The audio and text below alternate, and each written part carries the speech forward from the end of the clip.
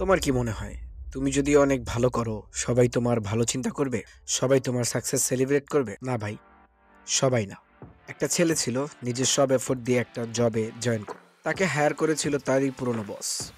সেই ছেলেটা real smart, team ওকে hero বানাইছে। সবাই বলে এই লোকটা না থাকলে আমাদের কিছু হতো। ও নিজের ভালোটা করেছে, বাট ও একটা জিনিস ভুলে গিয়েছিল। অনেক সময় টু মাচ ভালো হলেই লোকজন এগেইনস্ট হয়ে যায়। ফলস্বরূপ 1 মান্থের মধ্যেই ছোট একটা এক্সকিউজ ধরে বস ওকে ফায়ার করে দিল। কারণ বস ফিল করলো এই ছেলেটা তো আমার চেয়ে বেশি ভালো, কালকেই আমাকে রিপ্লেস করে দেবে। যেই ছেলেটা অনেক স্বপ্ন নিয়ে অফিসে জয়েন করেছিল, সেই ছেলেটা একদিন চিঠি হাতে নিয়ে বেরিয়ে আসলো একটা লেসন নিয়ে, যেটা তার ক্যারিয়ারের জন্য টার্নিং পয়েন্ট হয়ে গেল। রবার্ট গ্রিনের দ্য 48 ল্যাস অফ পাওয়ার ল 1-এ বলা হয়, never আউটশাইন the master.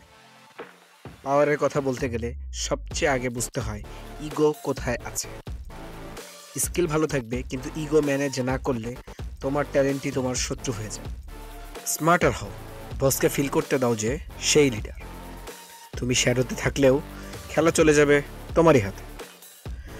Power game বুঝতে পারলে তুমি যেখান থেকে শুরু করেছো সেখানে কখনোই থাকবে না, বাট বুঝে না চললে স্বপ্নগুলো কাগজেই থেকে যাবে।